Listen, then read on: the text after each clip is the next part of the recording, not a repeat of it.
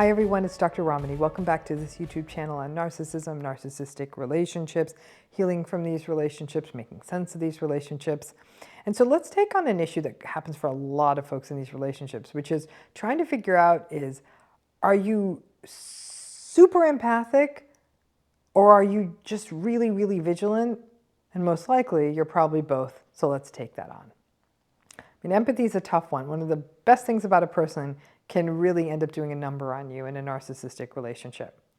Now, there is a lot of talk out there in the sphere of the internet about how people in narcissistic relationships are often empaths and very empathic, and some could even argue at times too empathic.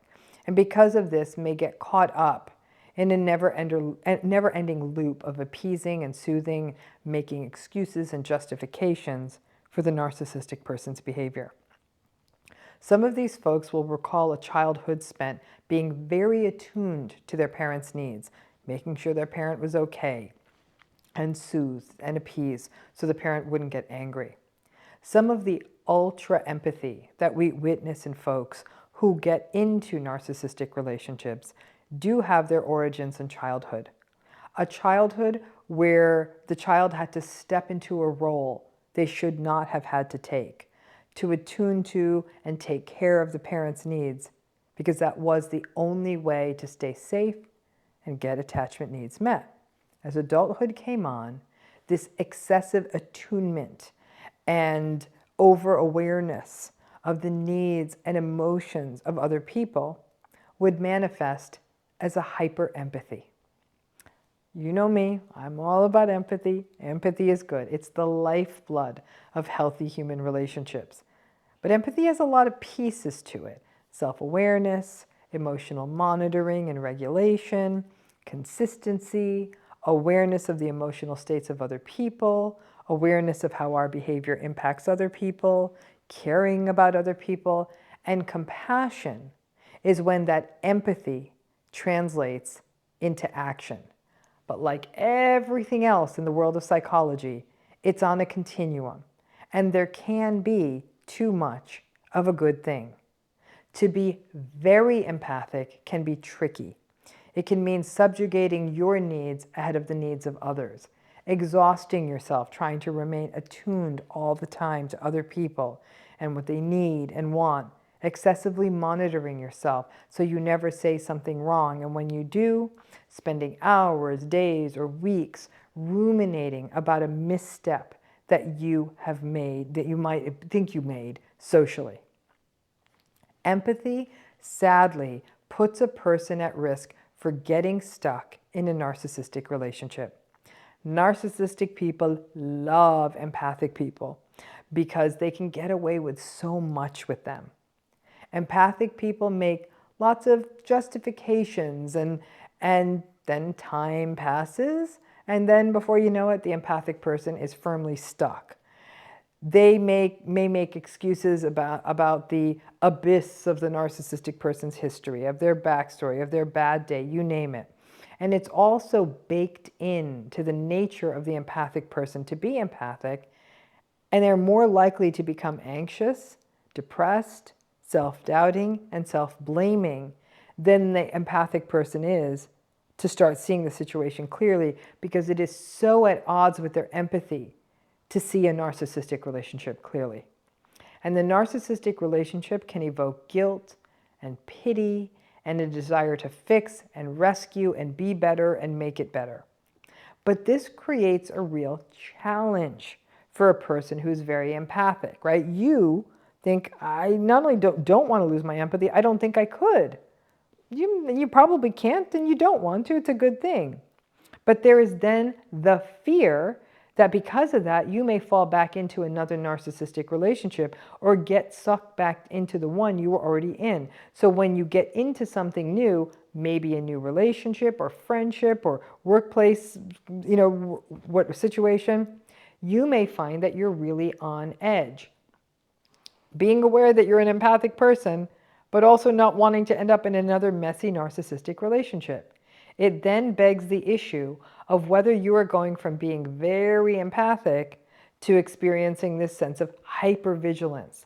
And hypervigilance is a sort of edge of your seat hyper monitoring that we often observe in trauma survivors who are chronically on edge and very, very aware and vigilant and monitoring all that's happening around them. The right answer is probably both. The empathy is not going to go away. It's part of who you are. Though what can happen is that the empathic person feels more guilty or more numb after a narcissistic relationship, but you remain empathic. I have worked with many, many survivors who've really been through it, and their empathy just didn't go away. But what came in alongside it was this vigilance, this intense overfocus on making sure they weren't missing it, but also making sure people are okay. It makes sense that vigilance to the needs of other people is also a safety behavior. And it's a safety behavior that people who come up in narcissistic relationships often have. So what the hell are empathic people supposed to do? Slow down, slow way down. Have your smaller, trusted central core of people who you do trust and feel safe with. Your empathy is this gift that will get taken advantage of. So taking your time becomes important. Instead of that sort of edge of your seat vigilance, it becomes about taking it slow, remaining empathic, and also recognizing that it is okay to step away. This is a chronic crisis for empathic folks who feel that stepping away from someone who is behaving in an entitled, uncomfortable, invalidating, or manipulative way means that you're doing something that's not nice, that you're not doing the right thing, that you have to recognize that everyone's going through something, and maybe that because of that, you can just give them a chance. You can give them a chance by taking it very, very, very slow. And if they pressure you to step up the pace or intensify the relationship, you can say, it's hard, but you can say that slow is what works. And they may just get frustrated and walk away. They may also try to bully you and bring you to their side of thinking, but you want to be resistant. The high levels of empathy in a narcissistic relationship often do morph into vigilance as you try to get it right, chronically monitor the narcissistic person's needs.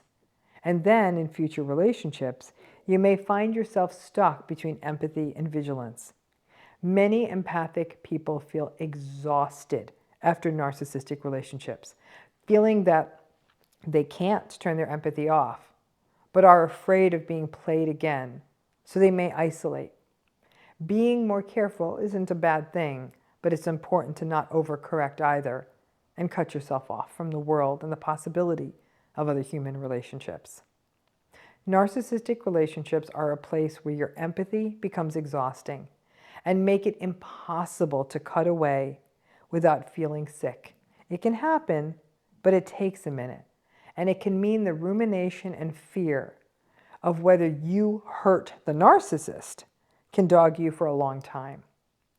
Your empathy is a gift, and the gift carries an opportunity cost in narcissistic relationships. But save that gift for the people who will reciprocate and treasure it, and give your nervous system a break, because you can't stay vigilant forever. Thanks again.